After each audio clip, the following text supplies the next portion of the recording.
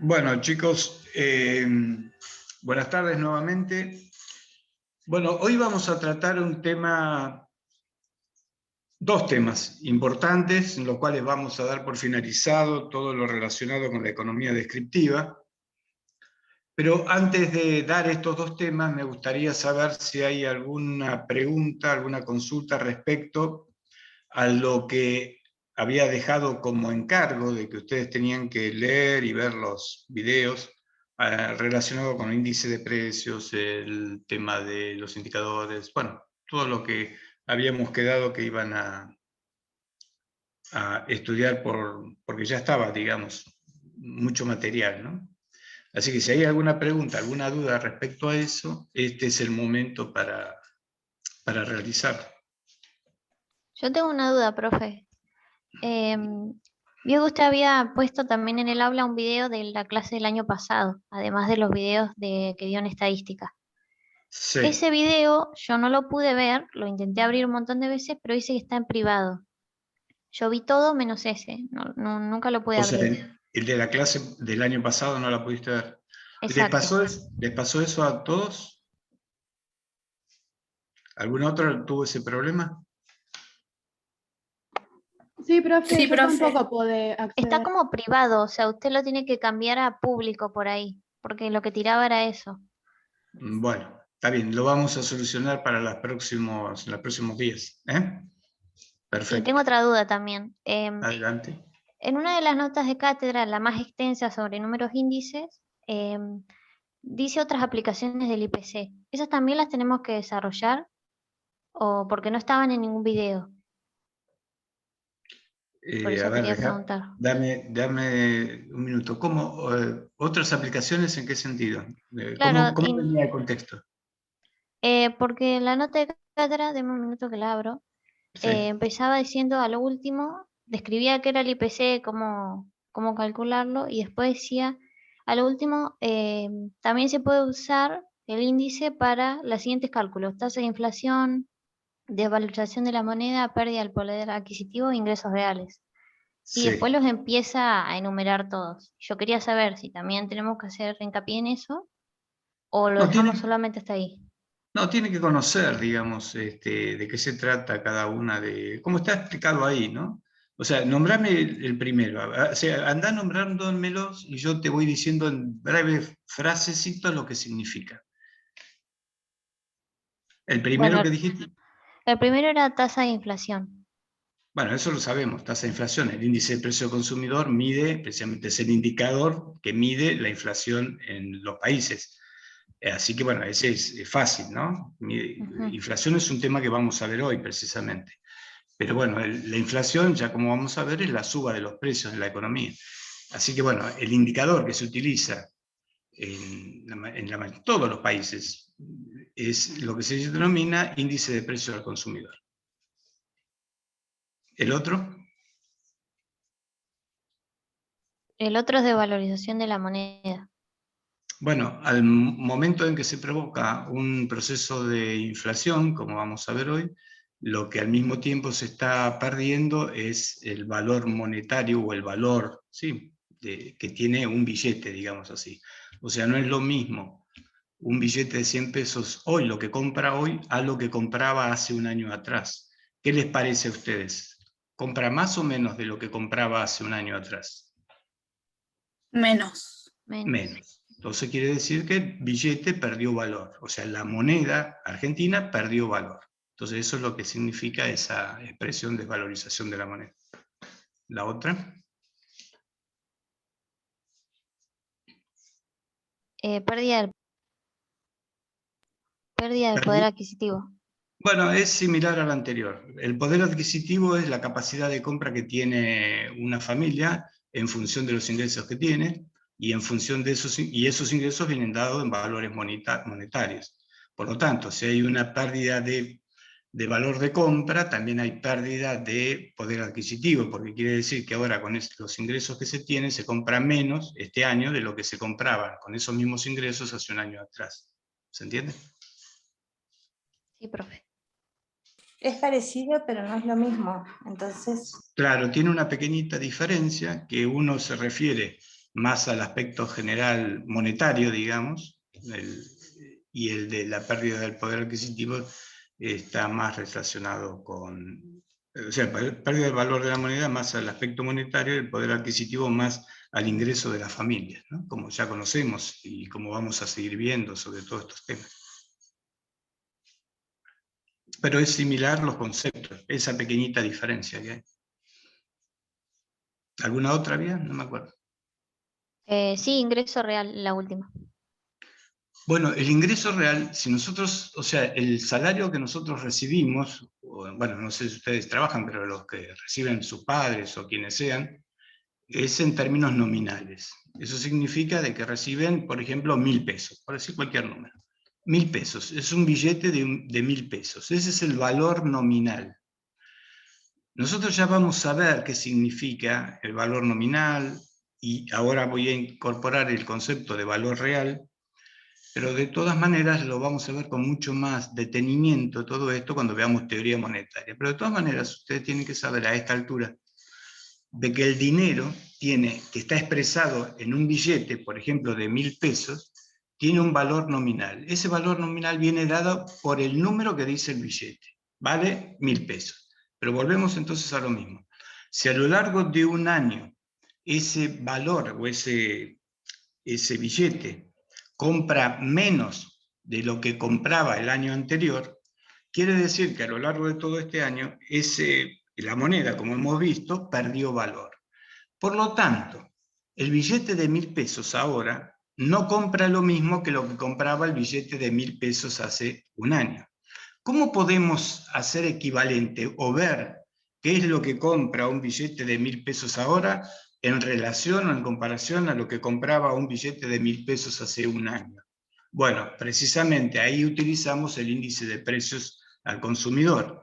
Y lo que hacemos va a ser dividir al billete, al valor nominal, el billete 1.000 pesos, 1.000, lo dividimos por el índice de aumento de precios que hubo en el año. Y en consecuencia nos va a dar un valor que va a ser menor, obviamente, al de 1.000, por si hubo inflación, si hubo aumento de precios, ¿no es cierto? Y en el cual nos está diciendo entonces ahora cuánto será el valor real de ese billete. Por ejemplo, supongamos de que tenemos un billete, en el año pasado un billete de 1.000 compraba 1.000 caramelos, y ahora hubo una inflación del 20%, quiere decir que se desvalorizó en un 20%, dividimos eso 1.000 dividido 20%, etcétera, haciendo la cuentita, y vamos a ver que nos da 800. Por lo tanto, lo que significa es que con el billete de 1.000 pesos actuales compramos 800 caramelos, cuando antes, el año pasado, comprábamos 1.000 caramelos. ¿Se entiende? El valor nominal es 1.000, pero el valor real del billete es 800. Este valor real, ustedes van a ver que lo vamos a aplicar a numerosas variables. A partir de ahora va a empezar a aparecer el valor real, en donde cada vez que hablemos de valor real, cualquier variable, ¿no?, que lo expresemos en términos reales, significa que esa variable la estamos dividiendo por el nivel general de precios. ¿Se explica? ¿Me explico? Entonces, por ejemplo, hablamos ahora de valor de la moneda, de la moneda en su valor real, entonces dividimos el valor de la moneda, del billete, por el índice de precios. Ya vamos a ver que vamos a hablar de, por ejemplo, podemos hablar de una tasa de interés real. Una tasa de interés nominal es 100, y la tasa de interés nominal sería 100 dividido el índice de precios. Cada vez que apliquemos o hablemos de valor real, estamos dividiendo por el índice de precios. Quiere decir que le estamos quitando el sesgo inflacionario. Entonces yo les pregunto ahora, a ver quién me responde, porque está relacionado. En términos del Producto Bruto Interno, que vimos a precios corrientes, a precios constantes, ¿no?, que bueno, ustedes lo estudiaron ahora, lo leyeron y lo vieron en las notas de cátedra. ¿Cuál es el valor nominal y cuál es el valor real del Producto Bruto Interno? Pregunta de examen.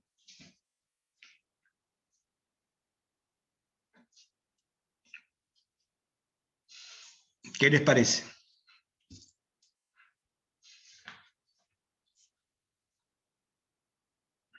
Hola, ¿me escucharon? ¿Alguien?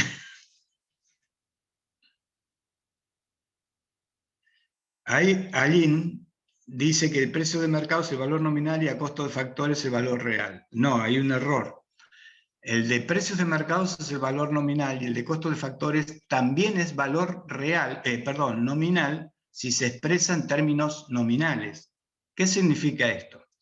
Ustedes saben que cuando calculamos, y como lo explicamos en las notas de cátedra, y lo estudiamos, cuando calculamos el producto a precios corrientes de mercado, lo que estamos haciendo es multiplicando los precios del año considerado por las cantidades. Ese es el valor nominal, así directamente. A ese valor nominal que nos da el Producto Bruto Interno, si yo le resto estos impuestos indirectos y menos los subsidios, me va a dar el costo de factores. Por lo tanto, seguirá siendo el nominal. Pero hay otro indicador que ustedes estudiaron en las notas de cátedra y que, bueno, que estaban en el video del año pasado, me parece que no está en los videitos, en los videos de la clase de estadística, pero sí están las notas de cátedra, que es cómo se determina el Producto Bruto Interno a precios constantes. O sea, ¿para qué sirve el Producto Bruto Interno a precios constantes? ¿Qué les parece? Para que se vaya actualizando los precios. No, sirve para comparar productos, o sea, dos indicadores de diferentes periodos. O sea, yo no puedo comparar el Producto Bruto Interno a precios corrientes, que se hace o se calcula con los precios del año que lo estoy calculando, de este año con los precios corrientes del año pasado. ¿Por qué? Porque ¿qué pasó entre el año pasado y este año? ¿Qué es lo que ocurrió en la economía? ¿Hubo una inflación? Hubo inflación, y por lo tanto lo que está incluido dentro de los precios corrientes de este año es todo el proceso inflacionario, o sea, todo el aumento de precios que hubo. Por lo tanto, no sabemos bien si el incremento que hubo entre un año y otro se produjo por aumento real de crecimiento de la economía o porque fueron aumentos de precios solamente.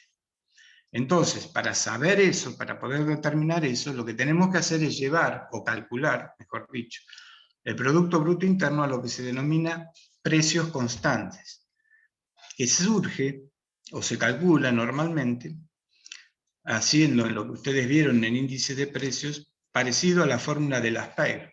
O sea, en pocas palabras, vamos a considerar a un año base, al cual vamos a referenciar todos los precios, y por los cuales vamos a multiplicar todas las cantidades.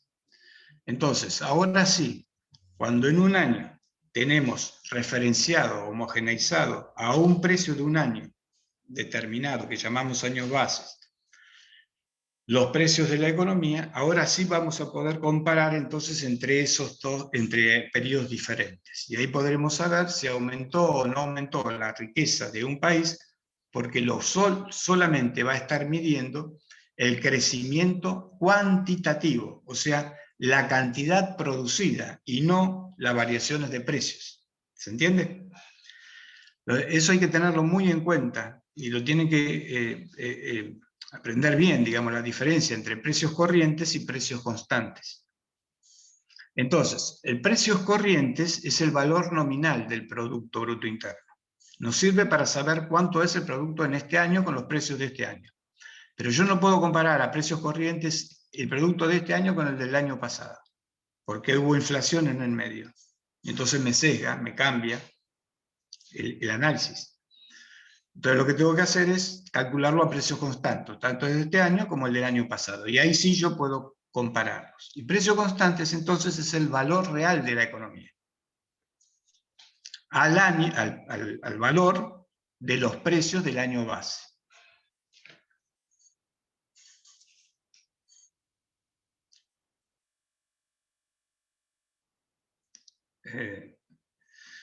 No entendí, ahí Aileen puso en el chat, en vez de para obtener valor corriente, un mismo valor en dos momentos distintos del mercado. ¿Qué quisiste significar? Hola, profe. Sí.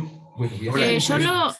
yo lo decía porque, o sea, por lo que usted se refería, que capaz que nosotros tenemos el valor nominal y si para obtener el valor corriente hay que capaz que aplicar la tasa de inflación. Entonces ahí obtenemos o sea, de un valor obtenemos la diferencia en dos momentos de mercado, antes y después de la inflación, ¿o no? No, el tema es así, como recién les explicaba. El Producto Bruto Interno, hay dos formas que hay que calcularse. Uno es lo que se denomina precios corrientes, así directamente, que es lo que estuvimos viendo, a precios corrientes. ¿Por qué se llama precios corrientes? Como les explicaba, porque los precios en los cuales está evaluada toda la producción de la economía son a los precios del mercado de este año, del año considerado, del año en que se calcula el producto. ¿De acuerdo?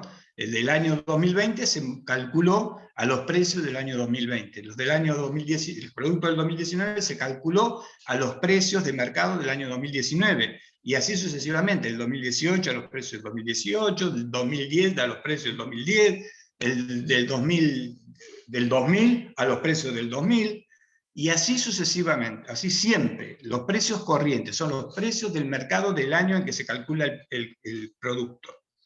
A fin de año, a fin de cada año, o sea, el año es el año calendario, cierra el 31 de diciembre, digamos.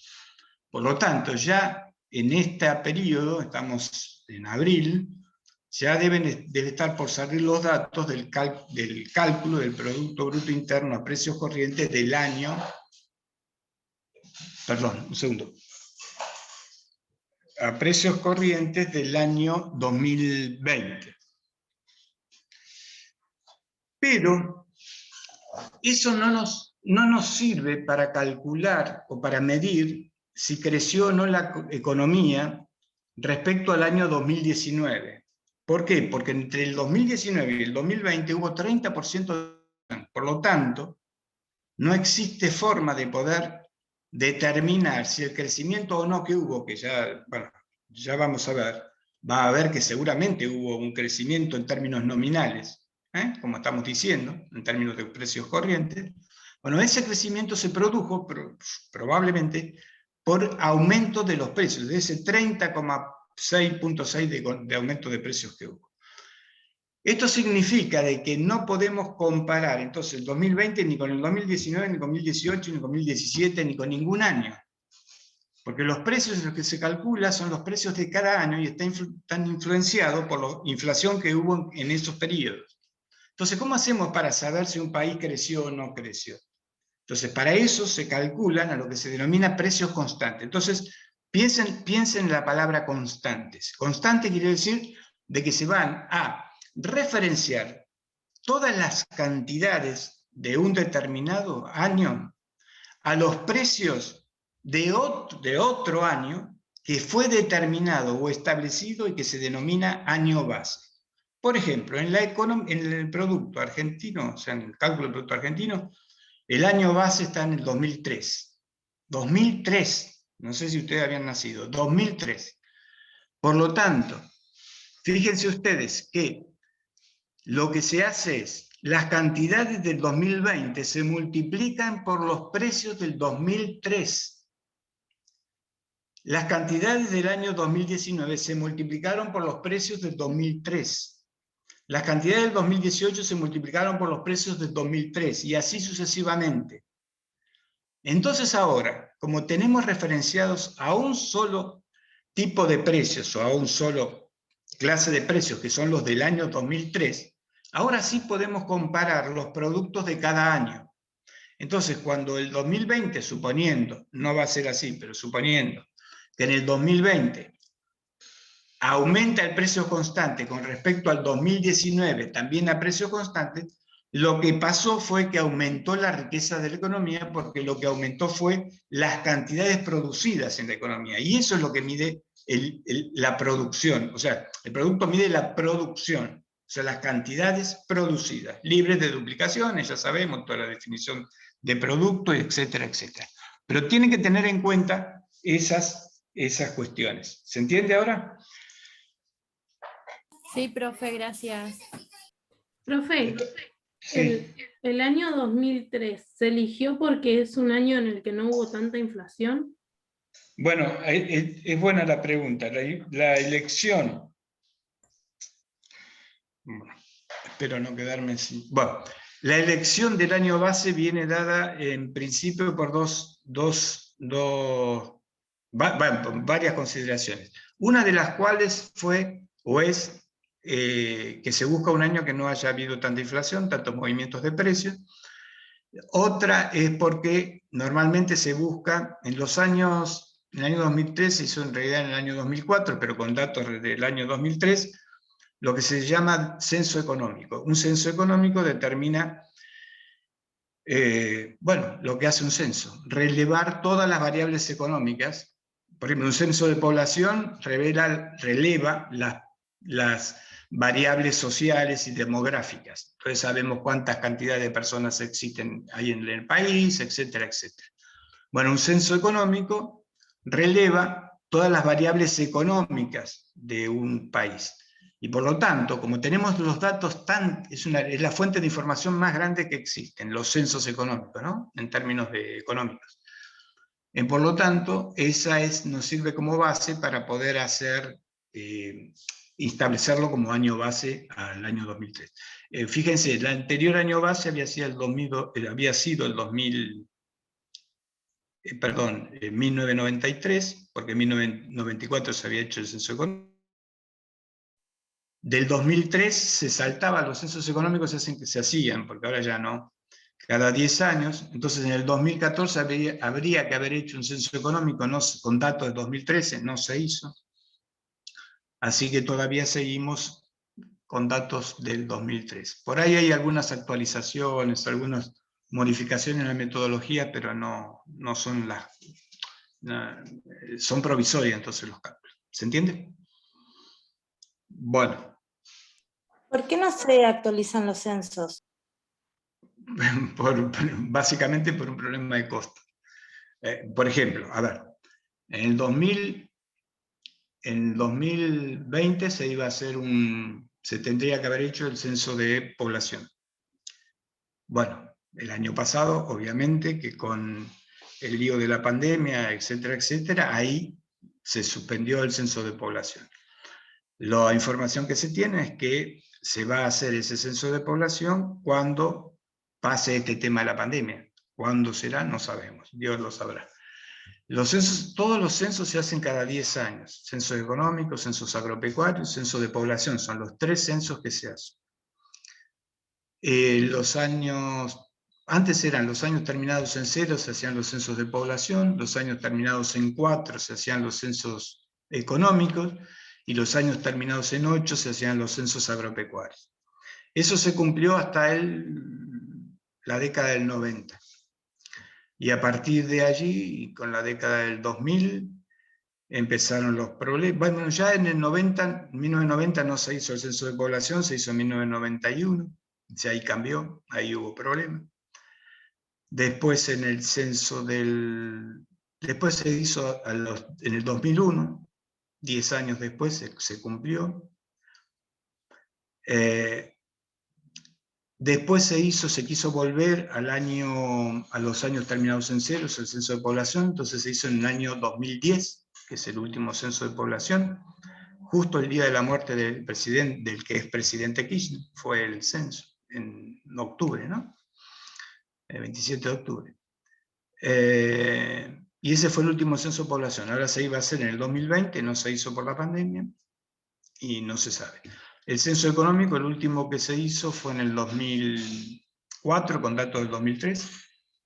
Se iba a hacer en el 2014, con datos del 2013, por un problema económico. No se hizo.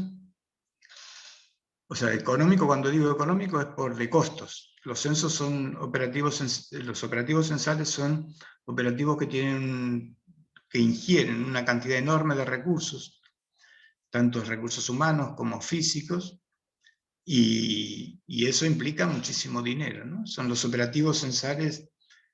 Es la movilización de personas en un censo de población, para que ustedes tengan idea, es la movilización de personas más grande que existe en un país en tiempos de paz. Entonces implica una cantidad de recursos impresionante, bueno, y un censo económico lo mismo. Entonces no se realizaron. Y bueno, ahora no sabemos, no se sabe cuándo con todo este lío. ¿Sí? ¿Se entendió esto? Sí, sí. Igual, aunque no se hagan los censos económicos, no afecta para las estadísticas. Si se siguen usando los datos del 2003, se compara igual de año a año. Si usamos Sí, los sí. mismos datos, Por ¿no? ejemplo, para el producto no afecta. Lo que pasa es que, ya vamos a ver, lo que ocurre en la economía son lo que se denomina cambios en los precios relativos. Entonces, por eso se actualizaban cada 10 años, para poder tener actualizados esos cambios en los precios relativos. Pero, de todas maneras, a los efectos de una aproximación y de mantener las series y poder comparar si se utilizan y no tienen mayores inconvenientes. Con respecto a la población, lo que se hace son estimaciones de proyecciones de población, ¿no? Por ejemplo, ustedes miren, piensen, para el año 2010, el censo de población arrojó una población de 40 millones de habitantes en el país, y las estimaciones para el año 2021 son de 45 millones, cerca de 46 millones. O sea, los estadísticos, ¿no? Los que, y sobre todo los que trabajan en estadística teórica sobre proyecciones, etcétera, etcétera, sí se hacen y se utilizan, y se trabajan.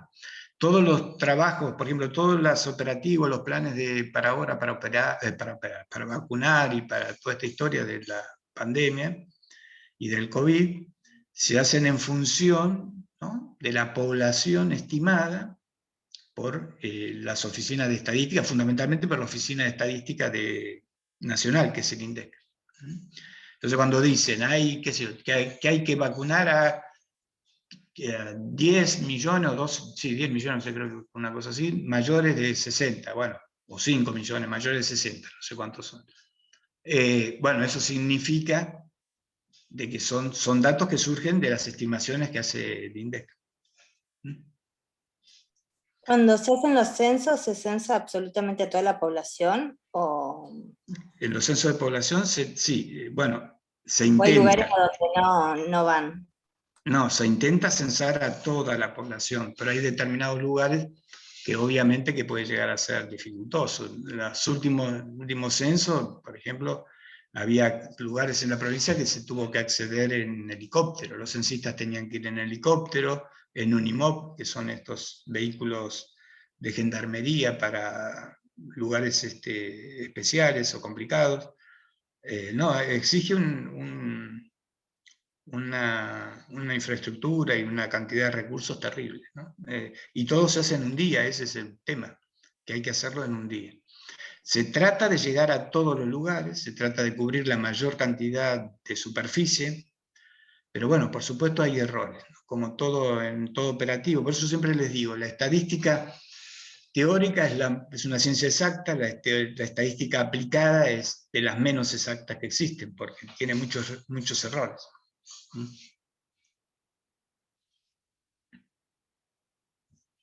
¿Estamos? Gracias, profesor. Bueno, si no hay más dudas, vamos a comenzar entonces con los temas restantes finales de la unidad 3, que serían los temas finales de la economía descriptiva. Estos dos temas finales que vamos a ver, los vamos a ver un poco por arriba. Si bien son importantes, no le vamos a dedicar el tiempo, obviamente, que le hemos dedicado al tema de las cuentas nacionales y que medía, como hemos dicho, la riqueza que genera un país, ¿no?, en términos económicos. Estos dos temas que nos restan, que la economía descriptiva tiene preponderancia o importancia fundamental, son la inflación y el desempleo. Lo primero que vamos a entrar a ver es el tema de la inflación, y vamos a ver si podemos hoy, espero que sí, terminar también con desempleo. No va a haber clases prácticas sobre estos temas. Cuando lo hacemos presenciales, hacíamos clases prácticas de del tema de inflación, porque hacíamos determinar niveles de precios, etcétera, etcétera, con las fórmulas que ustedes vieron, pero no vamos a hacerlo en esta oportunidad. Y lo que vamos a ver ahora es básicamente los conceptos principales sobre inflación y qué significa. Así que bueno, si me permiten, yo voy a compartir ahora una pantalla y vamos a empezar a hablar sobre el tema de inflación. Profe, ¿y esos Sí, sí. porcentajes van a estar en, digamos, vamos a tener que hacer algún ejercicio en el parcial o eso? ¿Sobre la inflación? No. Los parciales se van a referenciar o se referencian siempre a lo que se vio en las clases prácticas y en la teoría que se vio en clases. No, eso no le vamos a pedir. Lo único que sí tienen que saber es cómo se saca un porcentaje, obviamente, ¿no? Eso está claro.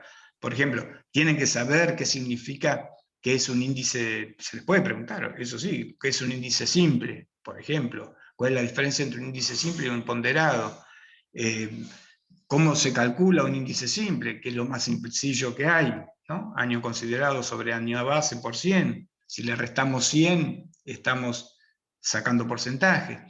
Bueno, esas cosas sí, porque bueno, sacar un porcentaje por ahí en alguna pregunta puede ocurrir, pero no va a haber ejercitación, no va a haber preguntas o que tengan que hacer ejercitación sobre temas Se de índice de corta, precios. profe.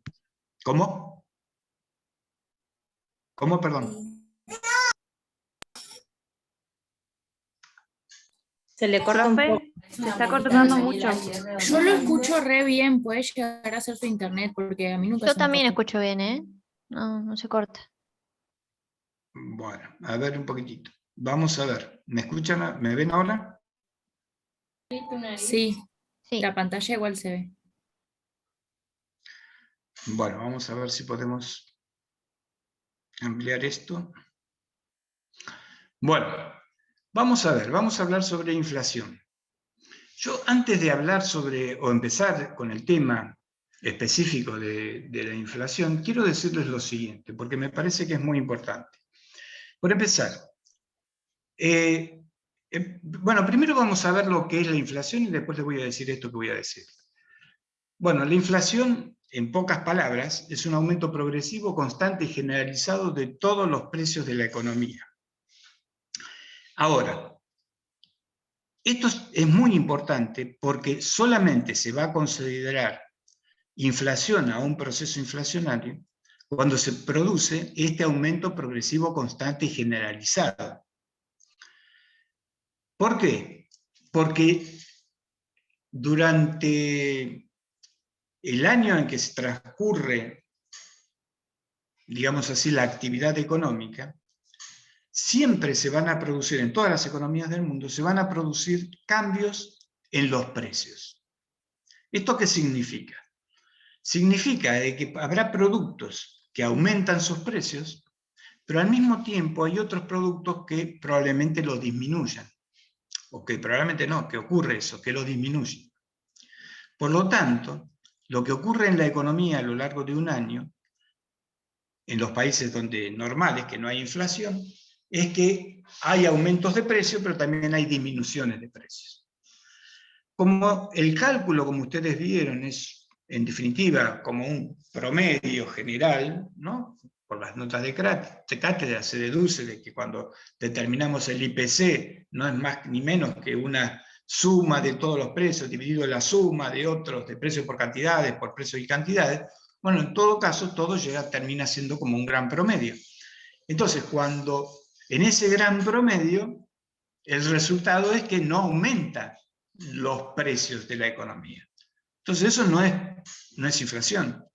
Lo que pasó es que hubo unos productos, como les digo, que aumentaron, otros que disminuyeron, y a eso se le denomina cambios en los precios relativos. Por ejemplo, aumenta el precio de la manteca, pero disminuye el precio por ahí de un bien sustituto, como puede ser la margarina. O aumenta el precio de la banana, pero disminuye el precio de las naranjas, por decirle cualquier cosa ahora.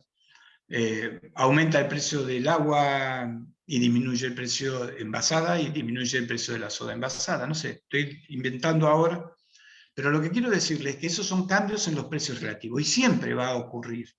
Y siempre, en todos los países del mundo pasan esos cambios. Ahora, cuando no se producen esos cambios, sino lo que está ocurriendo es que aumentan constantemente todos los precios de todos los productos en la economía, entonces eso sí ya se le denomina inflación. Entonces se entiende la distinción entre cambios en los precios relativos e inflación o proceso inflacionario. Y ahora les voy a decir, ya sabiendo cómo se conceptualiza la inflación, quiero decirles que la inflación como problema, ustedes recordarán que en las primeras clases que estudiamos dije, la macroeconomía estudia 3 problemas principales. El problema de crecimiento, el problema de inflación y el problema del desempleo.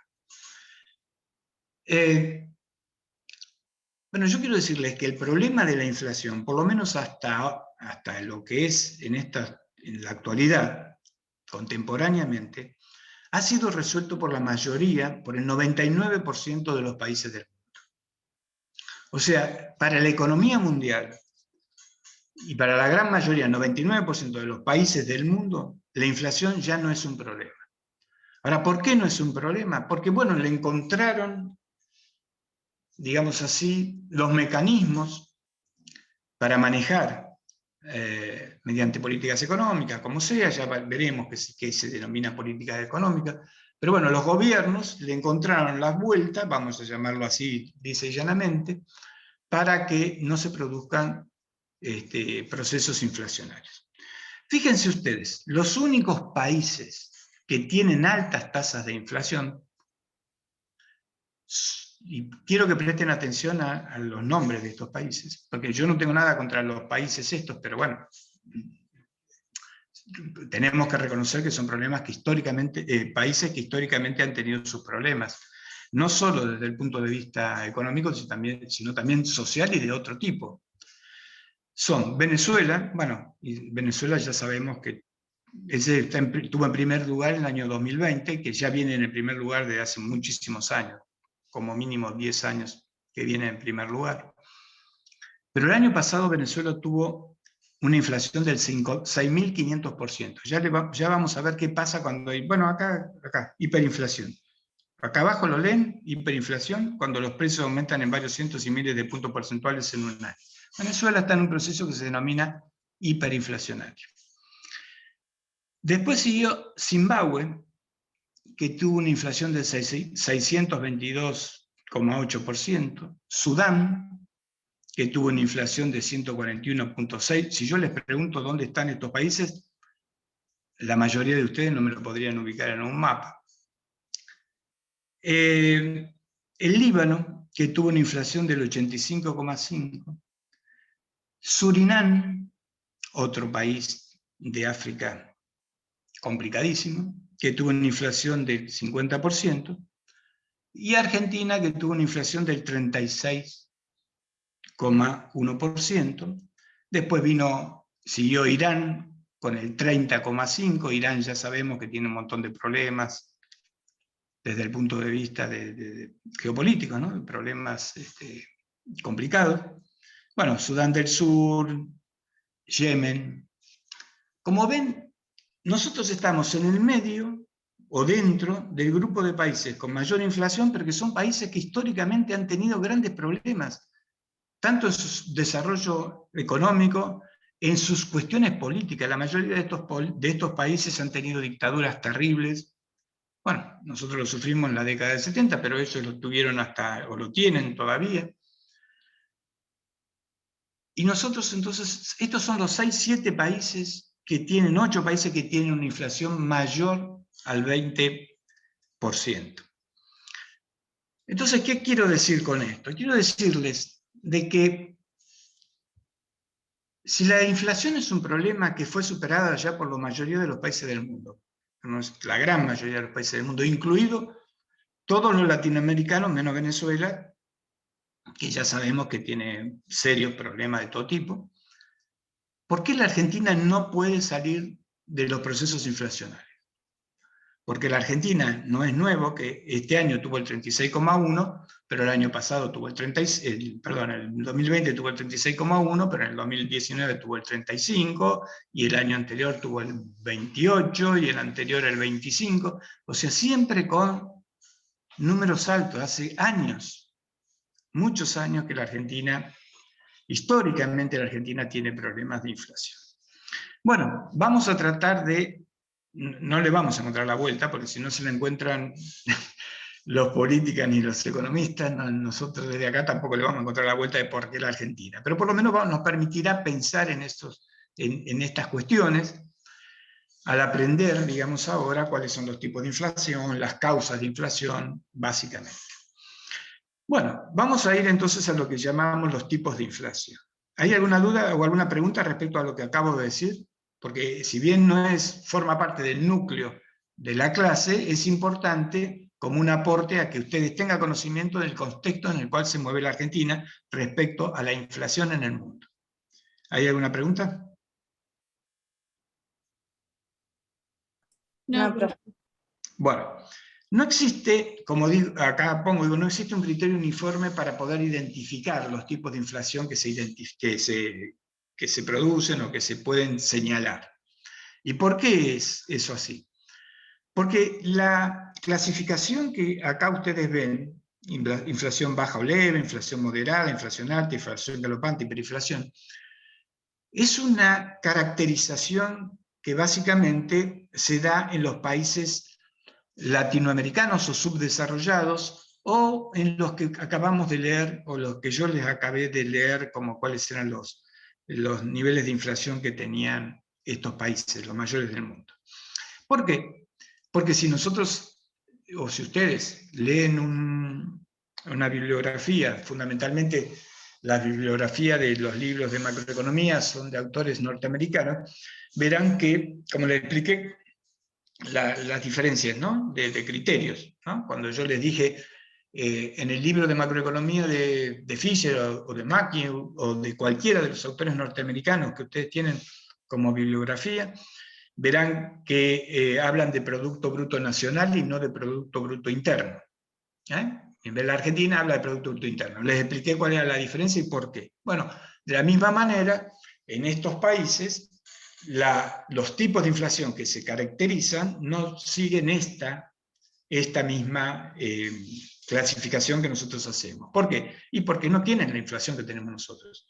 Para ellos es impensable. Entonces, para ellos, una inflación bajo leve, que yo acá digo, cuando el aumento de los precios se sitúa en una franja anual de entre un 5 y un 10%, para ellos un 10% se salta. ¿Se entiende lo que estoy diciendo?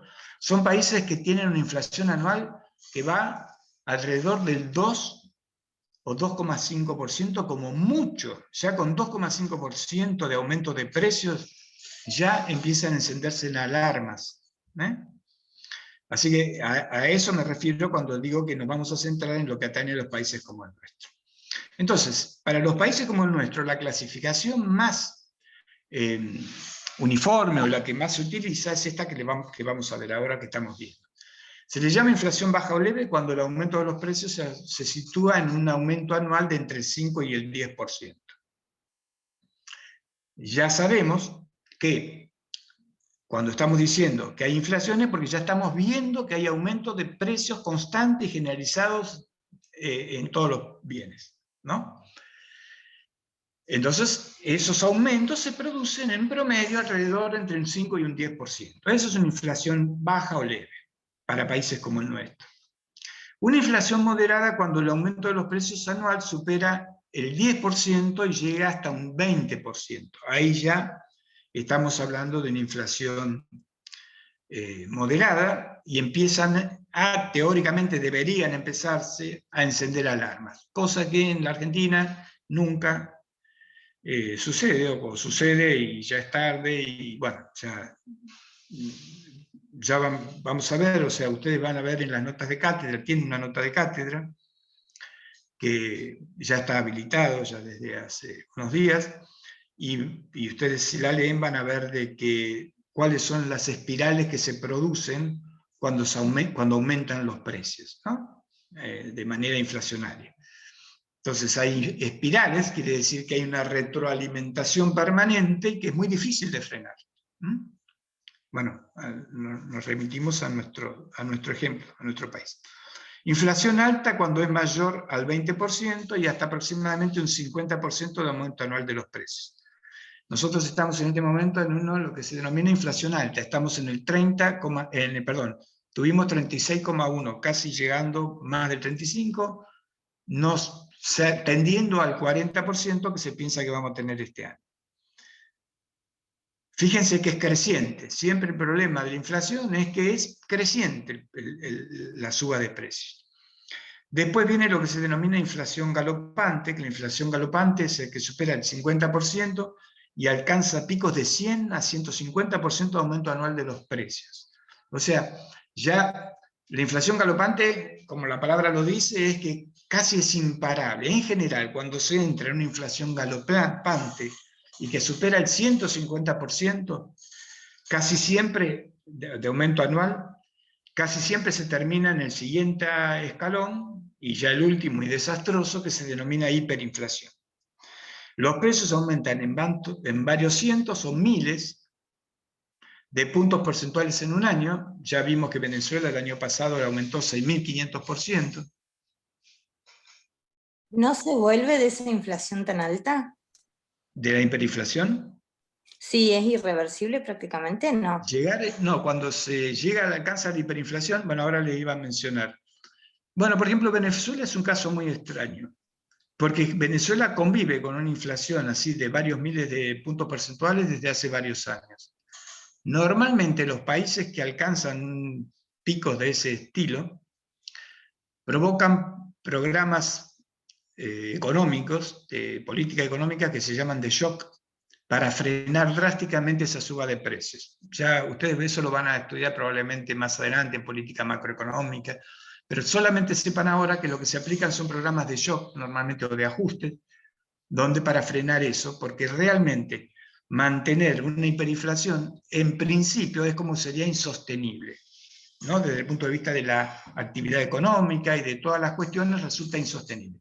¿Cómo hace Venezuela para estar desde hace años con una inflación de varios miles de puntos porcentuales? Es un misterio que todavía nadie lo puede... Yo tengo amigo economista venezolano, profesor de una universidad en Venezuela, y lo hemos hablado eso, y él da algunas explicaciones que, bueno, serían muy largas ahora de enumerar y no vienen al caso, pero digamos que obviamente que es como que se están acostumbrando a convivir con esos procesos. Ahora bien, obviamente que Venezuela tiene un nivel de pobreza enorme y un nivel de baja en el nivel en la actividad económica terrible, y están sumergidos, digamos, en problemas estructurales muy, muy, muy serios. Yo acá... Profe, ¿sí? ¿se podría decir que Argentina en el 2000 o 2001 tuvo una hiperinflación? No, porque la Argentina no tuvo hiperinflación en el 2001, el 2000-2001. De hecho, en la Argentina, el problema de la Argentina, el problema económico de la Argentina en el 2000-2001 fue de índole diferente, fue un problema de deuda. Ya vamos, cuando estudiemos el sector externo, probablemente volvamos a hablar sobre esto. El problema de la Argentina en ese momento fue un problema de deuda. En pocas palabras, la Argentina no podía pagar, no sé si les suena parecido más o menos a lo que estamos viviendo desde hace también 2 o 3 o 4 años, acá actualmente, pero lo que no podía hacer era pagar la deuda, lo que debía a sus acreedores externos. Y eso fue lo que provocó, pero no tenía inflación, y ahora les voy a explicar por qué no tenía inflación. Profe, Sí. antes de pasar a eso, yo tenía una duda. Como usted decía lo del tema de después de la hiperinflación, ¿qué es lo que generalmente se hace? Porque puede ser que se cambie de moneda, como acá en Argentina, que pasó del austral al peso o algo así. Sí, sí, correcto. Eso es lo que iba a explicar ahora. Un shock implica, dentro de las medidas, normalmente un cambio de moneda, se le quita varios ceros a la moneda. Bueno, en la Argentina hubo ya como el proceso inflacionario viene desde hace 60, 70 años, hubo varias quitas de ceros, ¿no? Pero la Argentina, quiero cerrar esto porque tengo que unirlo del 2000-2001 con la verdadera hiperinflación que hubo en la Argentina. Entonces, simplemente quiero decirle, pero eso está bien lo que vos decías, de que uno de los métodos para frenar la inflación, que en realidad no es que sea un método, sino que es un mecanismo para adecuar y para que sea más cómodo todo. Se le quitan ceros y se cambia la moneda. Pero bueno, en el 2001 se produce una crisis más que nada de confianza y de deuda, que no se puede pagar la deuda. Y ya vamos a ver por qué. No todo el proceso, pero por qué fue que no había inflación. La inflación se produjo en el 2002. Y la inflación aumentó al 54% aproximadamente anual en el 2002. Y en el 2003 la inflación bajó drásticamente a menos del 20%, y en el 2004 ya se había situado en el 5% y en el 4%. Así que ahí se frenó a tiempo, merced a las políticas económicas que se hicieron en ese momento. Pero ahí sí se frenó antes de que entre en una inflación. Había una inflación alta, y antes de que se entre en una inflación galopante, que normalmente se desencadena en una hiperinflación, se logró contener con medidas económicas. Cosa que ahora todavía no se ha logrado. Ahora bien, ¿por qué en el 2001 no había inflación? Porque la hiperinflación se produce en 1989. En 1989, la Argentina tiene una suba de precios del 5.400%, menos todavía que Venezuela, pero fue terrible, 5.400%. Eso fue la primera hiperinflación que tuvo la Argentina.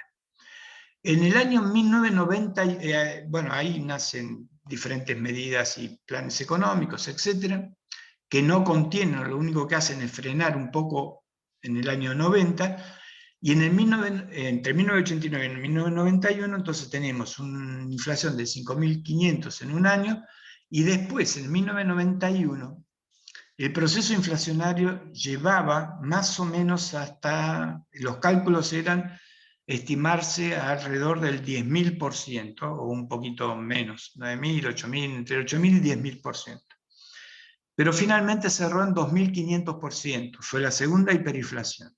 ¿Pero por qué cerró en 2.500? Porque en 1989 se produce la primera hiperinflación de 5.500, en 1990 se mantiene más o menos en esos valores, un poquitito menos, pero alrededor, y el 1991 comenzó con una tendencia terriblemente alcista, pero hay un cambio de gobierno. Había habido elecciones el año anterior, y se adelantó la entrega del gobierno al nuevo presidente, que fue Menem. Y en el año 1991, cuando Menem, a los pocos meses de asumir Menem, convoca como ministro de Economía a un economista llamado Domingo Cavallo. Y Domingo Cavallo aplica un programa económico que se denominó de convertibilidad, ¿no es así? En términos generales, el programa tenía otro nombre más rimbombante, pero en términos comunes, si ustedes se lo mencionan a sus padres, se van a acordar perfectamente, o a sus familiares, el programa de convertibilidad, en donde lo que hizo fue establecer una paridad cambiaria. No voy a explicar demasiado de esto, porque eso también lo vamos a tocar un poquito cuando veamos el sector externo, en donde igualó el precio del dólar con la moneda argentina. ¿Por qué? Porque ahí en la Argentina hay una dinámica muy particular entre el dólar y el peso. Y los aumentos en el dólar, ustedes lo pueden presenciar en la actualidad, han provocado y provocan aumentos en los precios. Ya vamos a ver por qué se puede provocar eso. La cuestión es que el gobierno,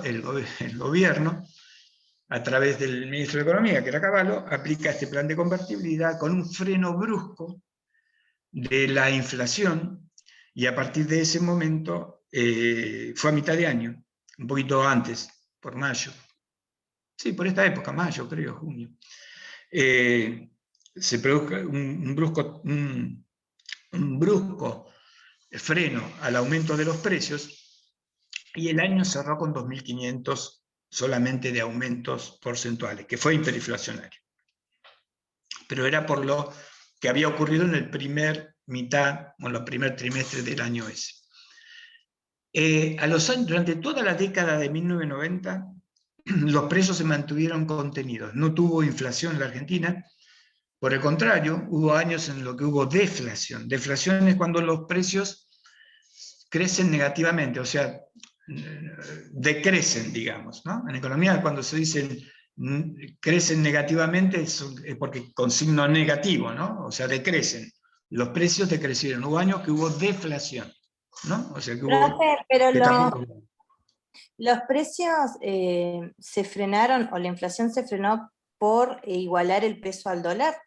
No, esa fue digamos, una de las medidas. Al igualar el precio al dólar, como mecanismo propagador de la inflación, frenó ese proceso que venía por el lado del dólar, digamos así. Pero no, hubo unas medidas de ajustes muy fuertes, donde provocó, digamos así, un shock monetario, se les domina así. Lo que pasa es que no quiero entrar demasiado en temas de política económica, sobre todo de eso, porque todavía no tienen ustedes los instrumentos. Yo voy a hablar de cosas que ustedes no van a entender, y vamos a enredarnos en tratar de yo explicarles algo que por ahora sepan, esto que les estoy diciendo. Hubo un shock monetario junto con un shock cambiario, que se dice, que se ató el precio al dólar, y eso provocó que los precios de la economía se detuvieran bruscamente.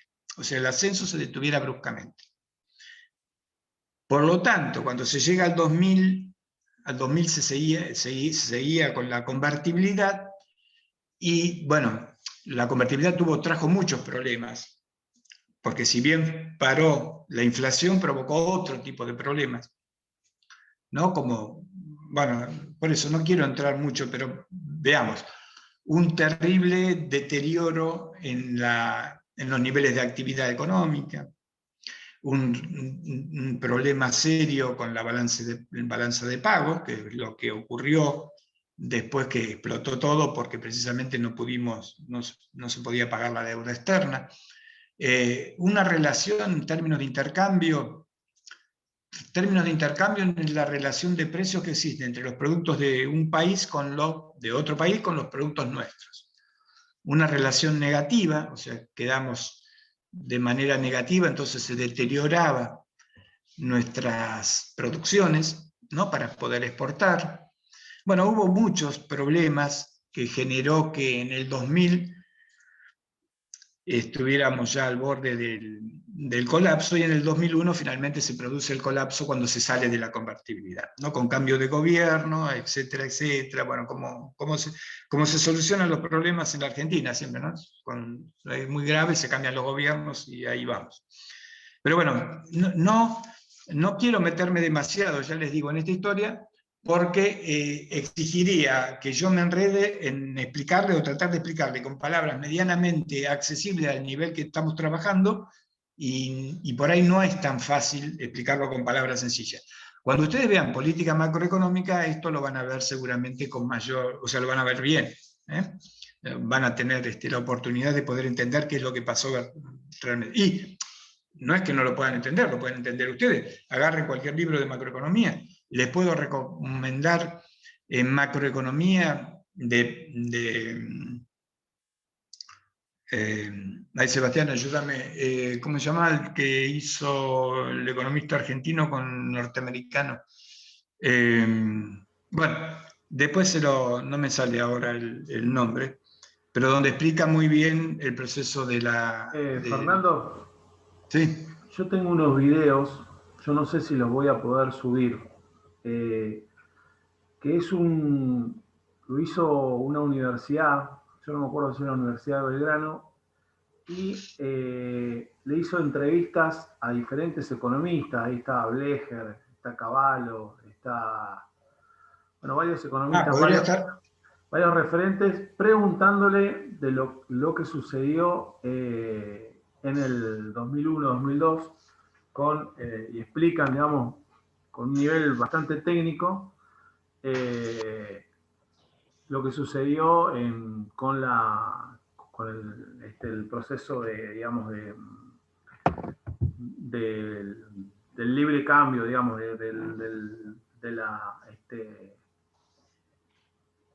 no me sale la palabra, la convertibilidad, perdón. La convertibilidad. Sí. Está bien. Estaría bueno por ahí para informar, para aquellos chicos que quieran... yo tengo que ver si los puedo convertir y los tendría que pegar en el aula virtual, porque eso tiene derecho, está reservado y no se pueden colgar en YouTube. Claro. Tendría que ser en la... Está bien. No, el libro que yo les mencionaba, que es de macroeconomía, que normalmente es bibliografía para política macroeconómica, ¿no?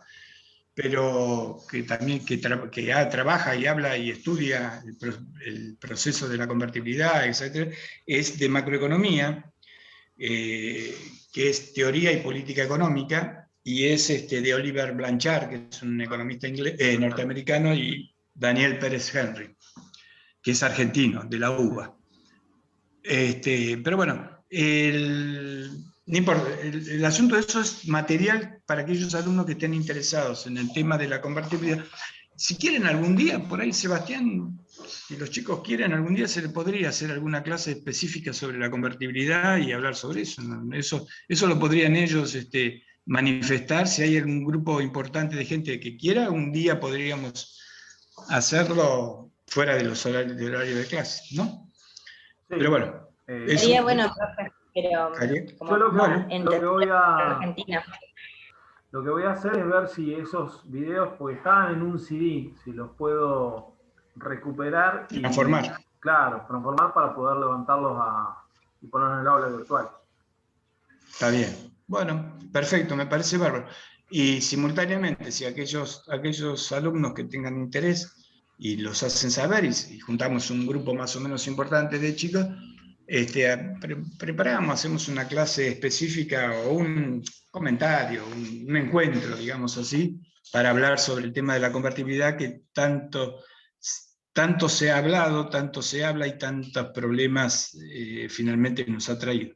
Por un lado trajo la solución en el momento porque detuvo la hiperinflación.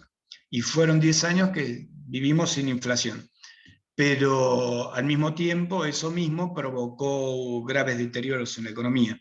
El problema más serio de la convertibilidad en última instancia fue no haber salido a tiempo cuando se podría haber salido. Y quizás salir en ese momento, mucho antes de lo que se quiso salir, es lo que pasa siempre, ¿no? Los economistas, los políticos sobre todo, se enamoran de aquellas medidas en las cuales le dan rédito político, sin saber que en economía la mayoría de las medidas son de corto plazo. La mayoría de las políticas son de corto plazo. Las políticas de largo plazo son políticas de Estado. Son los que provocan cambios estructurales muy importantes en la vida de un país. Pero las políticas en las cuales son para frenar inflación, para aumentar el PBI, para bajar el desempleo, etc., son políticas de corto plazo. Si va bien esa política 1, 2, 3 años, inmediatamente hay que estudiar otras porque se sabe que hay un proceso cíclico y que va a venir la parte mala de todo eso. Pero bueno, como les digo, los políticos y los economistas lo acompañan, se enamoran de esas políticas y insisten a lo largo del tiempo, y las políticas de corto plazo las transforman en largo plazo, y ahí entramos en un problema en el cual después es un desbarajuste total. No es un mal solo de la Argentina, pasa en la mayoría de los países del mundo. De hecho, para que ustedes tengan una idea, ustedes saben que la economía la dividimos desde el punto de vista del pensamiento económico en los keynesianos y los neoclásicos, o de la teoría clásica. Cuando termina la Segunda Guerra Mundial tiene una gran preponderancia y popularidad las políticas keynesianas. Keynes mismo había dicho, las políticas que él proponía y la teoría que él proponía era de corto plazo. Inmediatamente, una vez se salía y para momentos de crisis, una vez que se salía de los momentos de crisis había que aplicar otras políticas que no eran esas que él mismo proponía, pero él lo decía explícitamente.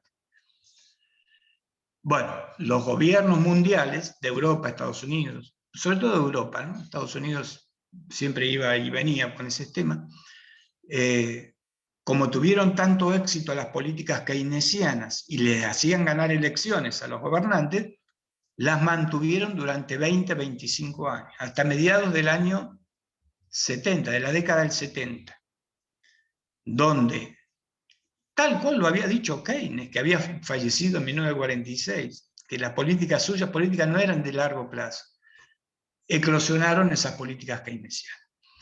Entonces, ese es un problema serio que pasó también en la Argentina con la convertibilidad. No se salió cuando se tenía que haber salido y ahí fueron las consecuencias. Bueno, pero sigamos, porque me parece que desempleo hoy no vamos a alcanzar, pero bueno. Vamos a ver, ¿cuáles son las principales consecuencias de la inflación? Primero, lo que hablábamos antes de que había una pérdida del valor del dinero, cuando decíamos que un índice de precios al consumidor medía la pérdida del valor del dinero. Bueno, ahí tenemos. La inflación provoca pérdida del valor del dinero. ¿Quién lo mide? El índice de precios al consumidor. Después también un deterioro, no sé qué puse acá, a ver, ¿alguien me lo puede ver? Deterioro, porque yo estoy acá, no estoy viéndome. De la actividad económica. Ah, deterioro en la actividad económica. Sí. Bueno, obviamente, a ver, está todo asociado. Deterioro de la actividad económica, desconfianza, incertidumbre e imprevisibilidad provoca, digamos así, de que los agentes económicos actúen de manera tal que primero tratan de cubrirse de la inflación y después tratan de ganar con la inflación.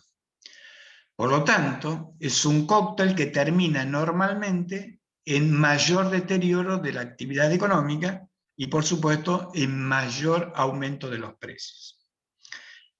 Lo que tenemos que tener en cuenta es que ¿por qué la inflación para un país como el nuestro, y estos que yo les mencioné antes, es terrible como consecuencia? Y es que es el principal generador de pobreza. O sea, la pérdida del valor del dinero, la pérdida del poder adquisitivo del dinero, la pérdida del valor de los ingresos, llevándolo ahora a los planos familiares, de los ingresos de las familias, lo que provoca es que la gente no le alcance el dinero que gana para poder entrar en niveles que se consideran fuera del umbral de la pobreza o de la indigencia, que es todavía peor. Por lo tanto, ese es el problema. Fíjense ustedes, ahora, independientemente de la pandemia, con el problema inflacionario que veníamos arrastrando, estábamos en el 35% de pobres en la Argentina. Ahora le sumamos el problema de la pandemia, que hubo un montón de gente que se quedó sin trabajo, o sea, sin ingresos, y el aumento de los precios también sigue porque la inflación es alta en nuestro país, como ya sabemos, pero el problema de la pandemia le agregó la caída de empresas, la caída de la actividad económica, y por lo tanto la gente no tiene empleo, etcétera, etcétera. La pobreza está arriba del 40%. 40 y pico por ciento, no sé si llegaba al 44%, un disparate. Sí, 44, 45%. El año que mayor pobreza hubo en la Argentina fue precisamente en 1989. Recuerden que yo les dije que ahí hubo una hiperinflación del 5.500%. Y en el año 2000, bueno, en 2002, pero no un problema de inflacionario, que llegó a la pobreza en los 2 años al 50%. Fueron las dos grandes crisis que tuvo la Argentina. Uno, un problema de inflación, que fue la hiperinflación en el 89, y otro, un problema de deuda o de sector externo, que fue en el 2000-2001. Bueno, el principal perdedor con la inflación son las familias, obviamente, por todo esto que le estamos diciendo. Obviamente que no alcanza el dinero porque veamos, por más que los salarios aumenten, no aumentan nunca al ritmo que aumentan los precios. Esta es una verdad indiscutible y corroborada y comprobada en todos los lugares del mundo que hubo en el pasado inflación, que hay en este momento y en las que vendrán. Y el principal ganador de la inflación es normalmente el gobierno a través de lo que se llama el impuesto inflacionario. Acá hay dos cuestiones. Cuando hay inflación, tampoco es que, no quiero decir con esto que el gobierno provoca inflación a propósito. Lo que digo es que cuando se produce un proceso inflacionario, ¿cómo? Perdón. Que justo le iba a preguntar eso, si el gobierno provocaba la inflación para ganar. No es que provoque un gobierno normal. Lo que puede sí provocar es mantener determinado nivel de precios. De eso estoy convencido. Determinado nivel alto de precios sí estoy convencido que lo puede hacer un gobierno. O tender a hacerlo, o querer hacerlo. ¿Por qué? Pero no es que provoque la suba de precios porque gana con esto. Gana porque, como consecuencia, dentro de todo el desastre que es, termina él ganando dentro de lo malo, ¿no? Pero no es que gane, si estuviera bueno, todo estuviera funcionando bien, ganaría mucho más. Eso quiero decir, ¿no es cierto? Entonces, ¿por qué gana? Hay dos cuestiones. La primera cuestión, cuando se emite dinero, o sea, cuando hay inflación, bueno, ya vamos a ver en las causas de la inflación, pero cuando hay inflación, el público lo que necesita es dinero. Lo que necesitamos nosotros es dinero. ¿Por qué necesitamos dinero? Y porque cada vez mayor necesitamos dinero, porque cada vez menos es lo que vale nuestro billete. Entonces, si con un billete de 1.000 antes comprábamos podíamos ir al supermercado y traíamos una bolsa llena, ahora con un billete de 1.000 vamos al supermercado y traemos una bolsa por la mitad. Por lo tanto, ahora necesitamos, para traer la misma bolsa llena, 2 billetes de 1.000. Entonces ahí ya Por eso, hay más dinero. ¿Sí?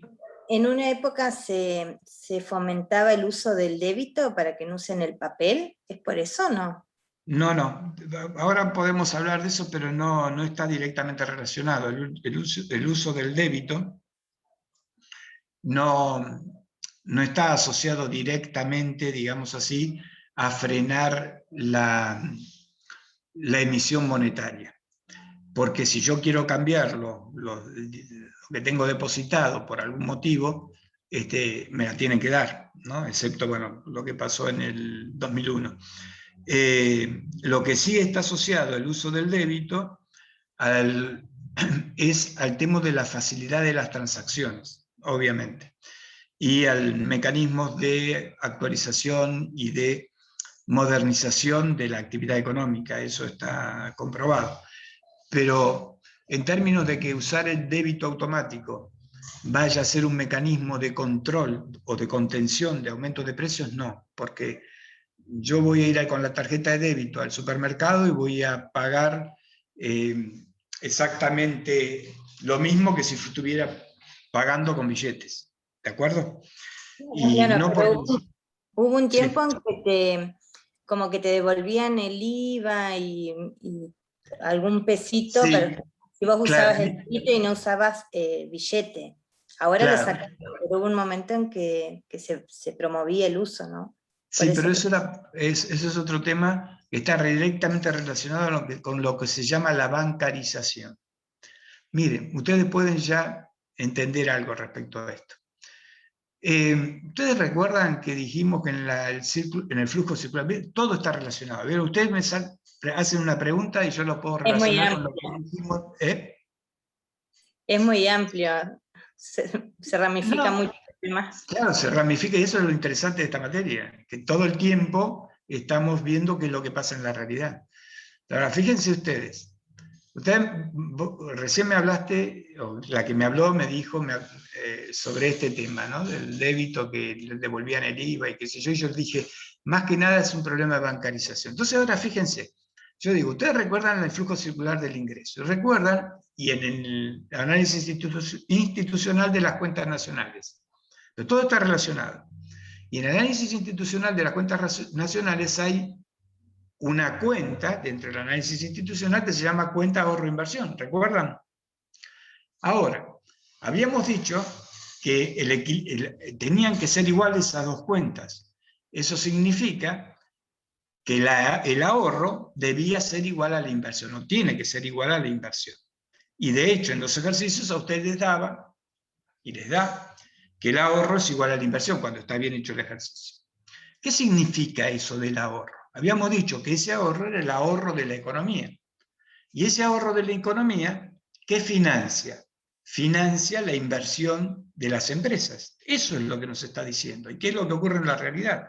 El ahorro que hacemos todos, los agentes económicos, financiamos la inversión que hacen las empresas. ¿Por qué tenemos que financiar la inversión que hacen las empresas?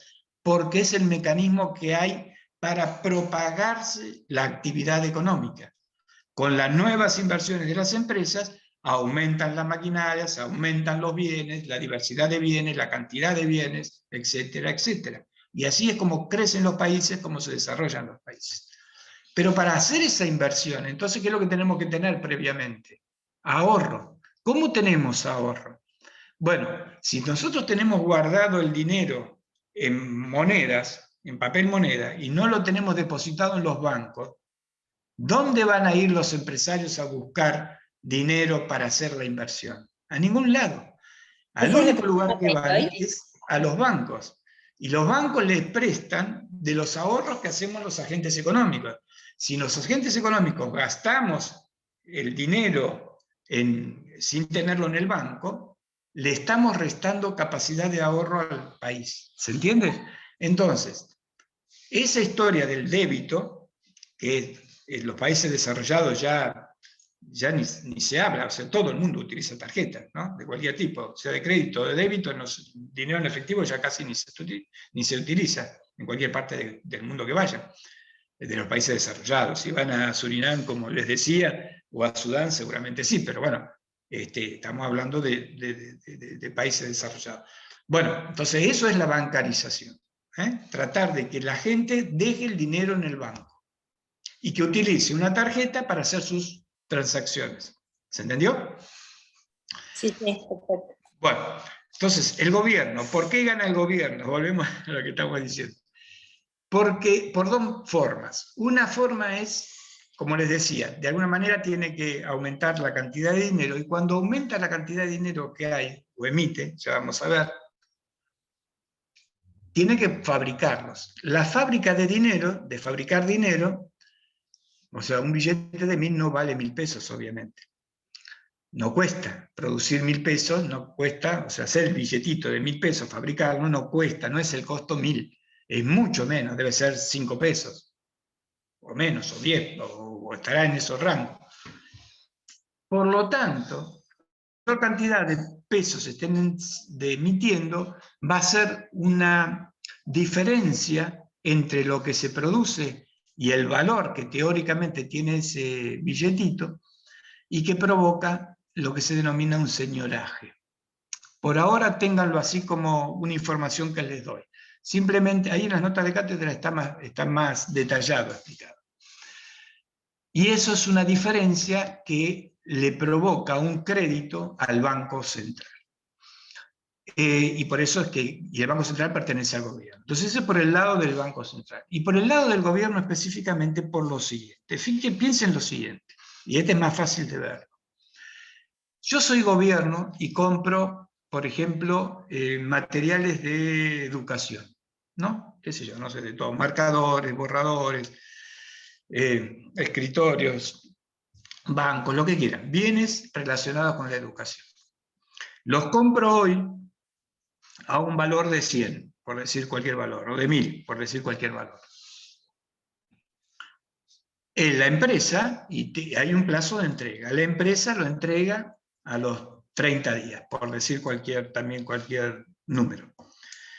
Pero el gobierno normalmente a sus proveedores les paga entre 90 a 120, o cuando les pagan, ¿no es cierto? O mucho más tarde. Por lo tanto, fíjense ustedes que entre el momento que concerta la operación a 1000 pesos y el momento que efectivamente la paga, transcurrió un periodo o un lapso de tiempo en donde los precios aumentaron. Y por lo tanto, el gobierno ganó con ese aumento de los precios. porque está pagando ahora a 1.000 pesos un producto que estaría valiendo en el momento que lo paga, por ejemplo, 1.500, por el número. ¿Se entiende? Miren la otra. Por ejemplo, el gobierno paga salarios y paga 1.000 pesos de salario. Aumenta los salarios en un 10%, entonces paga en total 1.100 pesos de salario. Pero la inflación aumentó un 20%, por ejemplo, que normalmente ocurre. Entonces fíjense ustedes que se ahorró un 10% de salario. Por lo tanto, esos son los dos, o digamos las formas en que tiene el gobierno para decirse, o para decir, o para la teoría económica, la economía habla de impuesto inflacionario, porque de alguna manera estamos financiando también al gobierno en su actividad económica, como si fuera un impuesto. ¿Se entiende? Profe. ¿Sí? ¿Se entendió? Sí, Sí, profe, se entendió. Bueno, perfecto. Veamos, ahora vamos a hablar sobre las causas de la inflación.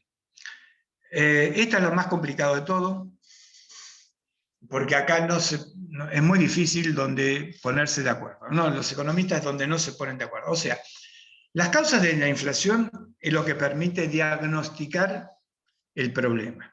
O sea, identificar las causas permite diagnosticar el problema.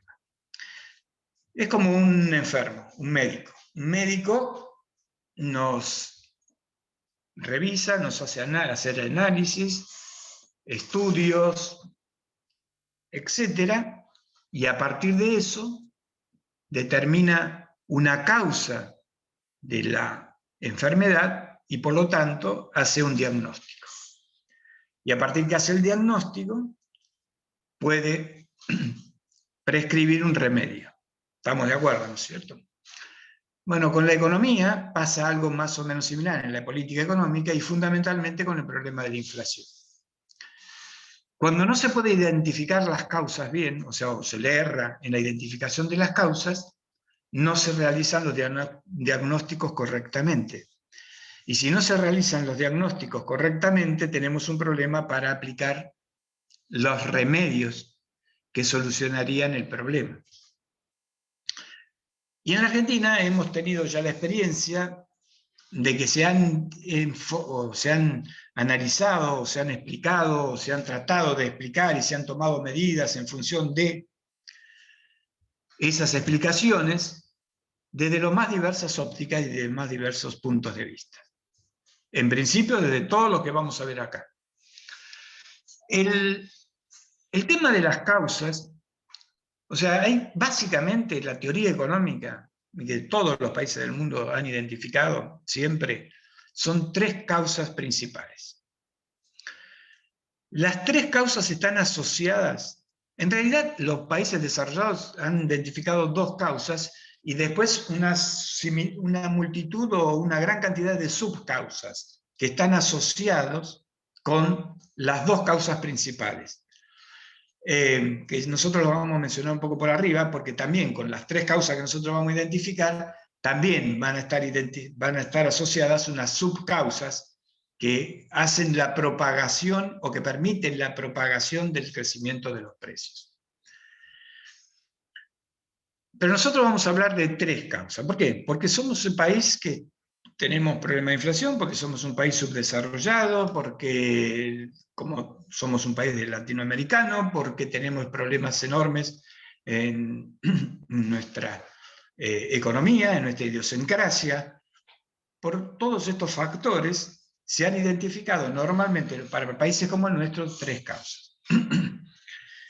Las causas responden normalmente no, responden a aquello o a la postura ideológica desde el punto de vista del pensamiento económico en el cual uno apoya o está de acuerdo. O sea, nosotros vamos a identificar a una causa como una inflación de demanda, o sea, un problema de demanda, que es que considera, la inflación de demanda considera que el origen de la inflación se debe a un exceso de la demanda global, o la demanda agregada, como nosotros ya lo estuvimos conociendo, por sobre la oferta de bienes y servicios, la oferta global de bienes y servicios. Cuando la demanda global o la demanda agregada supera, presiona sobre la oferta, provoca un aumento de los precios. Esta inflación de demanda tiene dos enfoques, ¿no? Tiene un enfoque keynesiano, y acá están las dos líneas del pensamiento básico, y un enfoque monetarista que está asociado con la teoría clásica. Obviamente el enfoque keynesiano está sustentado en la teoría keynesiana. El enfoque keynesiano dice que como los componentes de la demanda agregada son el consumo de las familias, la inversión de las empresas, bueno, como sabemos, y los gastos del gobierno, o sea, los gastos finales de la economía, en el aumento en la demanda de uno de los agentes económicos provocará un aumento de precios generalizados si no se compensa por disminuciones en la demanda de los otros dos. En pocas palabras, y para que ustedes más o menos tengan rápidamente, se puedan hacer una idea. Supongamos de que por algún motivo, después vamos a ver cuáles pueden ser los motivos, pero supongamos por algún motivo aumenta el ingreso de las familias. Por lo tanto, cuando aumenta el ingreso de las familias, ahora nosotros tenemos más ingresos, más dinero, y vamos a aumentar nuestra demanda de bienes. Vamos a querer satisfacer más y mejores, o para obtener más y mejores condiciones de vida. Por lo tanto, aumenta la demanda de bienes por parte de las familias. El enfoque keynesiano dice, cuando al mismo tiempo que aumenta la demanda de las familias, por ejemplo, aumenta la inversión de las empresas, cosa que no sería nada disparatado porque si aumenta la demanda, teóricamente tendría que aumentar la inversión para poder que aumente la cantidad de productos ofrecidos, ahí no sería tan disparatado, pero al mismo tiempo aumenta, por ejemplo, los gastos del gobierno, entonces provocando déficit fuertes, entonces nos encontramos con un problema de suba de precios. La teoría o el enfoque keynesiano de la inflación de demanda lo que propugna o lo que dice es, si aumenta el ingreso de las familias, el gobierno debería contener sus gastos. Eso es lo que Keynes por lo menos decía.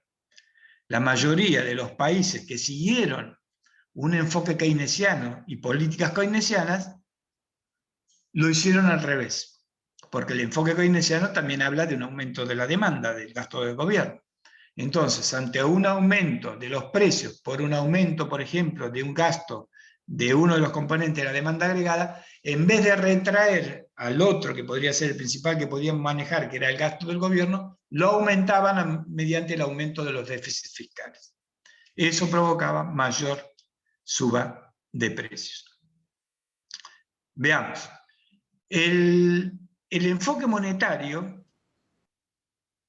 Esperen un segundito que quiero ver si puedo...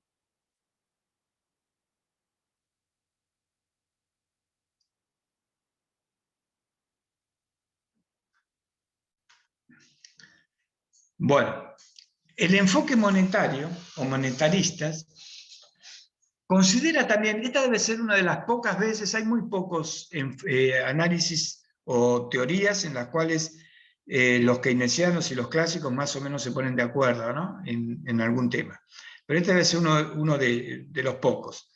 Porque el enfoque monetarista también considera que la inflación está originada principalmente por un exceso de demanda por sobre la oferta, pero en vez de buscar entre los agentes económicos, como decíamos recién, que era el enfoque keynesiano, el culpable de un determinado movimiento en los precios que luego se desencadena en inflación, consideran que el crecimiento de la cantidad de dinero en circulación, o sea, lo que decíamos antes, de emitir dinero, por ejemplo, y que eso hace aumentar la cantidad de dinero que tiene la gente en su poder y por lo tanto sale a comprar, provoca el aumento de la demanda y por lo tanto el aumento de los precios. En las notas de cátedra se explica bastante minuciosamente en qué está basado el enfoque monetarista. Yo acá simplemente les doy un pantallazo, así muy sencillo, de 2 renglones, que se basa en la teoría cuantitativa del dinero, para que ustedes tengan una idea. La teoría cuantitativa del dinero debe ser probablemente una de las teorías económicas más antiguas que existen. La teoría cuantitativa es anterior muy anterior, 200 años más antes, que el nacimiento de la economía como tal, que fue a partir de Adam Smith en 1776. La teoría cuantitativa del dinero fue formulada por primera vez aproximadamente alrededor del año 1550. Fíjense lo que estoy diciendo. Y fue formulado por pensadores de la Universidad de Salamanca, en España, los cuales habían observado que la cantidad de oro que provenía de las colonias españolas en América, o sea, de la conquista española a América, y que sustrajo y se llevó todo el oro para España, provocaba, eso se transformaba en dinero, el oro ese que llevaban a España, se transformaba, por supuesto, en dinero, y por lo tanto, observaron que eso provocaba aumentos en los precios. Pero fíjense de la época en que, la antigüedad que tiene esta teoría. Esta teoría es retomada por un economista del siglo XX, y en la década de 1970, aproximadamente, crea una escuela que se llamó la Escuela de Chicago. Bueno, con anterioridad la había creado, ¿no? El representante de lo que se llamaba la Escuela de Chicago, fue el principal representante, él no la creó. Había una escuela de pensadores en la Universidad de Chicago, de Estados Unidos, el principal pensador era que se llama Milton Friedman, Premio Nobel de Economía, en el cual toma la teoría cuantitativa del dinero y basándose en ella desarrolla lo que se llama el enfoque monetarista de la inflación.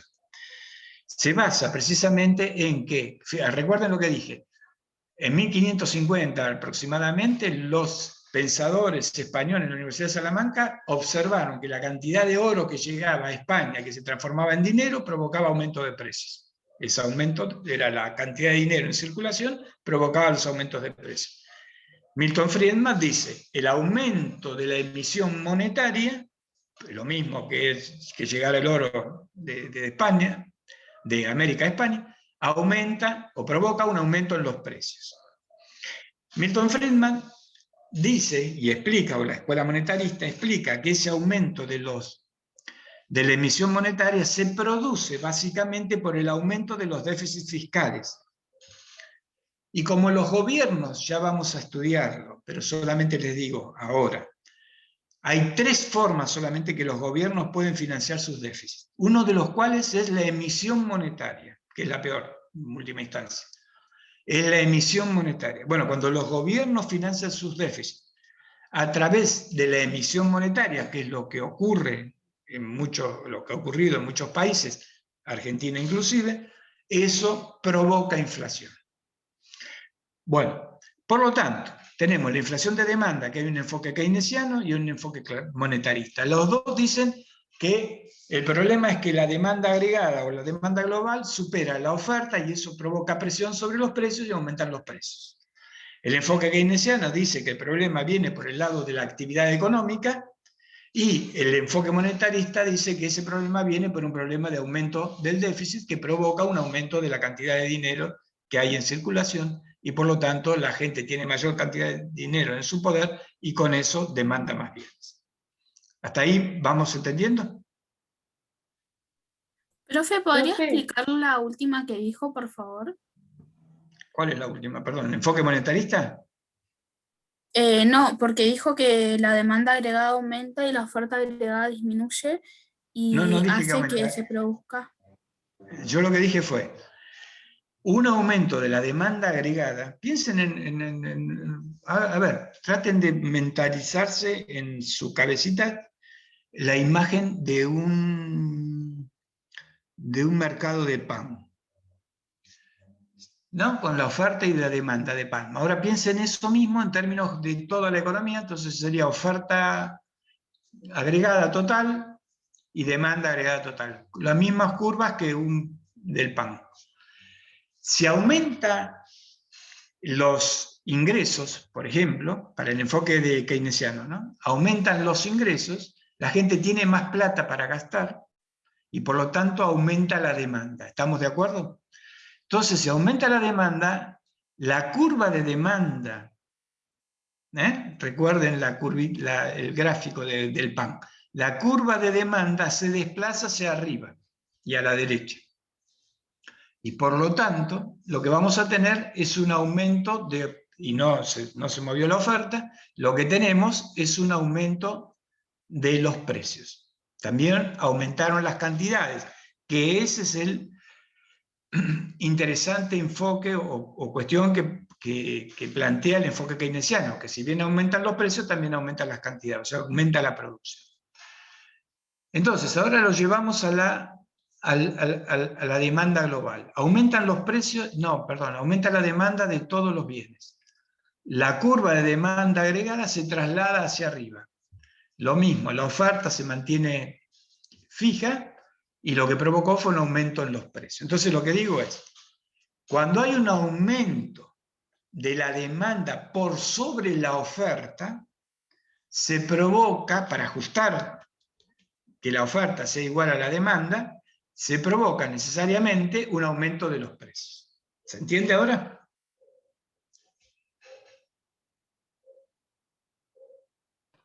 Sí, En profe, el gracias. análisis institucional lo veríamos cuando el gobierno tiene un déficit, las empresas tienen una reserva negativa. No, pero no importa. En el análisis institucional, como no analizamos precios, o no está incluido el tema de precios en el análisis institucional, en verdad no podemos relacionar estas cuestiones. Solamente podríamos relacionar con las cuentas nacionales el problema de los precios en términos de lo que habíamos hablado antes, de los precios corrientes y los precios constantes. Pero no podemos sacar una conclusión del análisis analizando, digamos, las cuentas del análisis institucional para explicar un proceso inflacionario, a eso me refiero. Por lo menos en este nivel en que estamos hablando. ¿De acuerdo? Sí, está bien. Profe, en el enfoque monetarista, si aumenta, el enfoque dice que si cuanto más dinero hay, más aumentan los precios, pero es porque hay más demanda también. Correcto, ¿no? por eso, sí, O sea que correcto. también es lo mismo. Y por eso es que acá salen los dos flechitas. La inflación de demanda, en los dos, tanto el keynesiano como el monetarista, consideran que hay una presión de la demanda sobre los precios. Claro, Por pero supuesto. no se unen tampoco el enfoque keynesiano con el monetarista, como que no tienen un poquito que ver igual. Sí, por eso acá estamos diciendo. Tienen que ver en el tema de que los dos consideran que la demanda es la que provoca el aumento de precios. Nada más que uno lo considera desde un punto de vista y el otro lo considera desde otro punto de vista. Pero los dos coinciden en que el aumento de la demanda es la que provoca el aumento de los precios. Sí, está correcto. Pero lo que hay que tener en cuenta es que lo que consideran diferente es cómo se provoca ese aumento de la demanda. Porque no es solo decir que el aumento de la demanda provoca aumento de precios, sino por qué aumentó la demanda. ¿Se entiende? Entonces, el enfoque keynesiano da una explicación que es diferente a la explicación que da el enfoque monetarista. ¿Está claro? Entonces, los dos consideran que la demanda es la que provoca, o sea, la presión de la demanda sobre la oferta es la que provoca el aumento de precios. Pero, ¿cómo se produce ese aumento de demanda es en lo que difiere? ¿De acuerdo?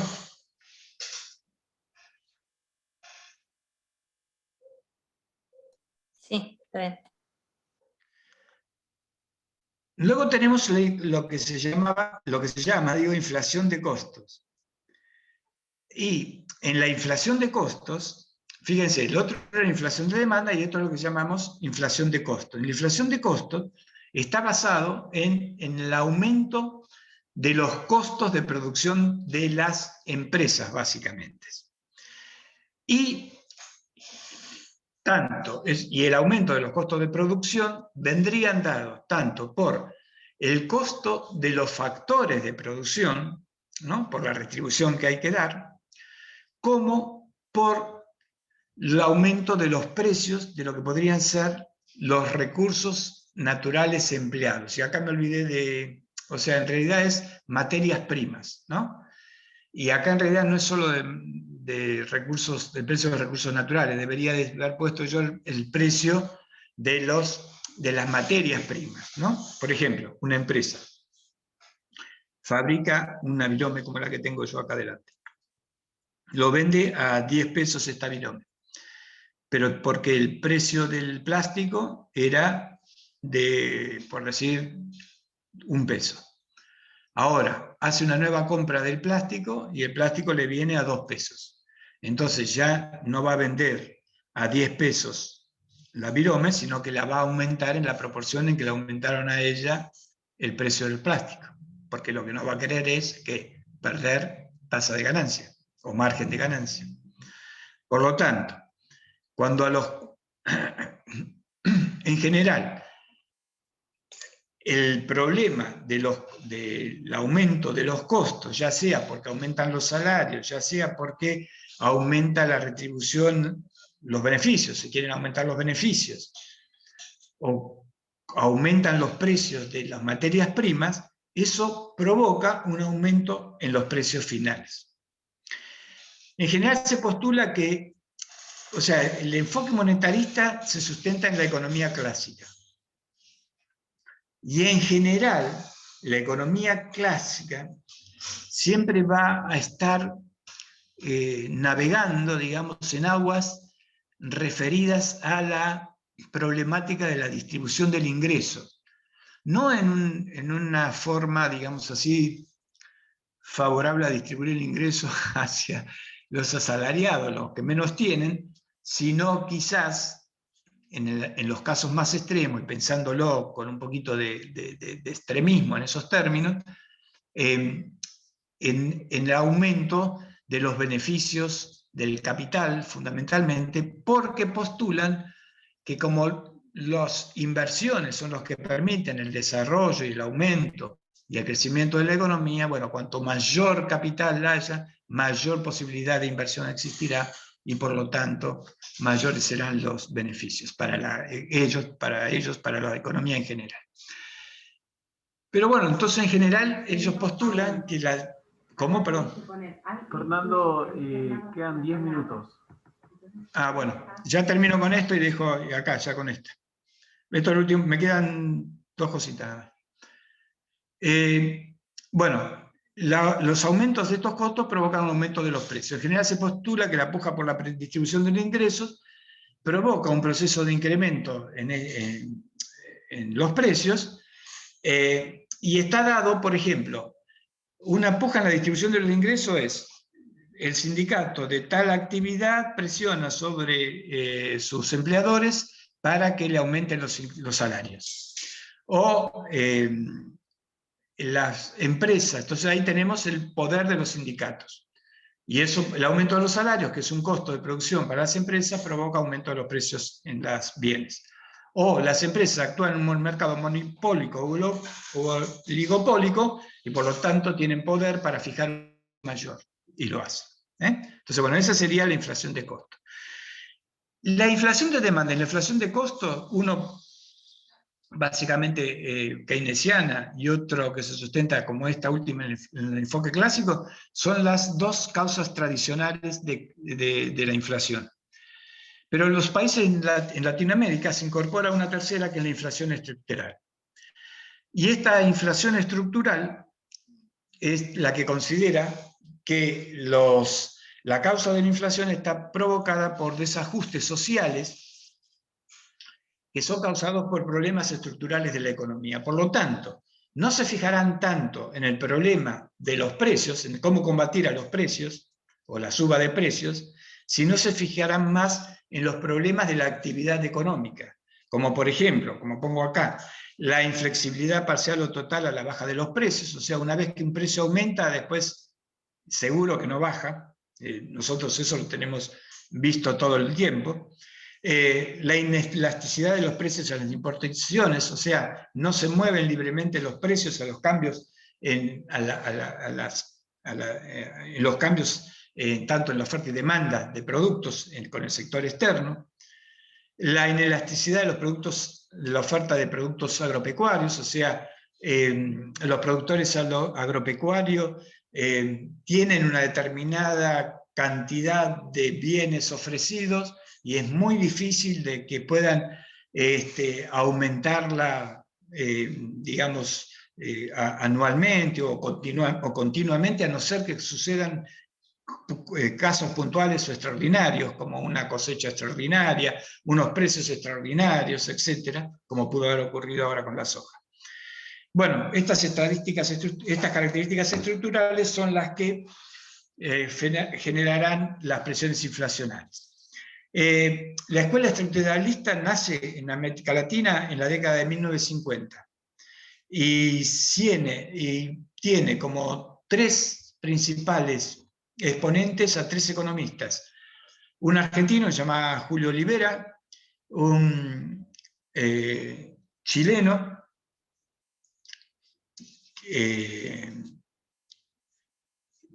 que es Zunkel, y no me acuerdo el nombre, y un economista brasilero que se llama también, que es Paz. Estos tres economistas postulan allá por 1960 los principios básicos de la escuela estructuralista y con esto los principios básicos de la inflación estructural. Se sustenta en principios de la teoría keynesiana, pero no son puramente keynesianos. Son más opositores a los principios capitalistas de la inevitabilidad de los desajustes económicos provocados por un predestinado crecimiento que tienen todos los países. Por ejemplo, el sistema capitalista pregonaba, ahora ya, porque también la escuela estructuralista se ayornó, se modernizó, pero el capitalismo pregonaba normalmente que el subdesarrollo era una etapa del desarrollo. En pocas palabras, que nosotros teníamos que pasar por este subdesarrollo para llegar a ser desarrollados como están los países desarrollados. La escuela estructuralista probó de que esto no es así, que los países subdesarrollados son subdesarrollados porque nacen subdesarrollados, y los países desarrollados son desarrollados porque apenas si pasaron por un proceso de subdesarrollo, porque inmediatamente encararon una senda de crecimiento y de desarrollo. Bueno, esto es el gran aporte que tiene la escuela estructuralista, pero bueno, tiene algunas cuestiones que hay que estudiarlas con cuidado. Afortunadamente se ha ayornado a través de nuevos pensadores ahora en el siglo XXI y creo que se acercan mucho más a lo que a la realidad, ¿no? Está mucho más interesante. Bueno, vamos a terminar. Nota final, dos aspectos a considerar. Yo les pido, la clase que viene yo voy a desarrollar un poco más lo de la escuela estructuralista. Ahora, por apuro de tiempo, no lo voy a desarrollar, pero la inflación desde el punto de vista de la escuela estructuralista es interesante de considerar. Entonces yo en la clase que viene, antes de tocar el tema de desempleo, voy a tratar y detenerme un poco más en la inflación estructural. Porque ya les digo, es una teoría de Latinoamérica, para países latinoamericanos fundamentalmente, y tienen algunos aspectos muy interesantes que es necesario que los conozcamos. Pero no para la materia, sí para la materia obviamente, pero más que nada para la vida en general. Bueno, dos aspectos a considerar como nota final.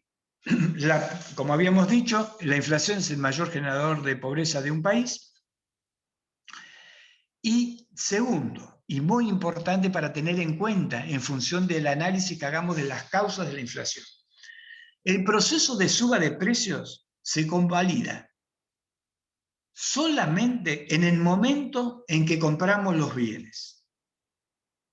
O sea, nosotros en el momento que vamos al supermercado y compramos un producto, la leche, a mayor precio que el día anterior, en ese momento estamos convalidando la suba del precio. A tener en cuenta. Y además, que cualquiera sea la causa que da origen a un proceso inflacionario, y que normalmente en países como el nuestro, y en la mayoría de los países de la órbita como el nuestro, es una combinación de causas, aunque el origen primario sea uno solo. Por ejemplo, una inflación de demanda. Pero después seguramente se transformó tanto en una inflación de demanda, tanto keynesiana como monetarista, como de costos, como estructural. Es una combinación de todo. En este momento, nadie puede decir cuál es la causa de la inflación en la Argentina. Una sola causa, no puede decir cuál es. Lo máximo que se puede decir es una combinación de causas. Lo que hay que estudiar es cómo esa combinación de causas, o sea, cómo se combinan estas causas para provocar esta inflación. Y cómo entonces buscar las soluciones para evitar esta combinación de causas. Pero lo importante de todo esto, que luego que se produce este movimiento de precios por una combinación de causas, siempre se va a manifestar como un problema monetario. Y esto no significa de que estemos aceptando a la teoría monetaria como la única. No, lo que decimos es que cualquiera sea la causa, puede ser de demanda, de costo, combinación, estructuralista, la que ustedes quieran, siempre se va a manifestar en un problema monetario. ¿Por qué? Porque siempre se necesitará como combustible, entre comillas, para que sigan creciendo los precios, para que siga creciendo la compra de bienes, la emisión de dinero. Entonces siempre va a ser, terminando siendo, o va a terminar siendo un problema monetario. Esto significa de que solamente se tiene que enfocar el problema de la inflación, la solución con enfoques de política monetaria, esto lo vamos a ver cuando veamos la política económica. No, probablemente tengamos que también ver enfoques de política fiscal, que ya vamos a estudiar qué es eso. Solamente digo, va a haber una manifestación monetaria porque necesariamente cada vez que hay inflación, o cuando hay inflación, siempre se va a necesitar mayor cantidad de dinero en circulación. Bueno, ¿se entendió? Esto ya ahora se va a habilitar este Power en PDF que en la clase, y van a tener la grabación de esta clase. Y antes que nada quería preguntarle si había alguna duda como ya nos quedan solamente un par de minutos. Si no, guárdenlas, reserven, anoten las dudas y lo vemos el próximo lunes. Pero bueno, más o menos, bueno chicos, ¿tuvo más o menos claro o tuvieron dificultades para entender esta última parte? Clarísimo. Bueno, entonces Profe, chicos... quería preguntar, sobre desempleo, ¿dónde está No, todavía no, porque lo vamos en a el ver el próximo lunes. Pero no hay nota de cátedra. No, las notas de cátedra se terminaron con esta última de inflación. Hay una última nota de cátedra, pero va a estar mucho más adelante porque es para teoría monetaria. Y ya ahora, a partir de ahora, a estudiar de las clases, de los libros que puedan acceder, cómo puedan acceder. Ya saben ustedes que hay escaneados libros en el Facebook y de la bibliografía, así que van a tener que estudiar los libros. Bueno. ¿Desempleo es el último tema de la economía descriptiva? Sí, y después vamos a empezar ya con teoría económica. ¿De acuerdo? El primer parcial, que todavía no tenemos fecha, es sobre economía descriptiva y la primera parte de teoría económica. Bueno chicos, ya son las 18, vamos a tener que cortar. Les agradezco y nos vemos el próximo lunes. Buenas tardes a todos y que tengan un buen fin de semana. Igualmente, hasta luego.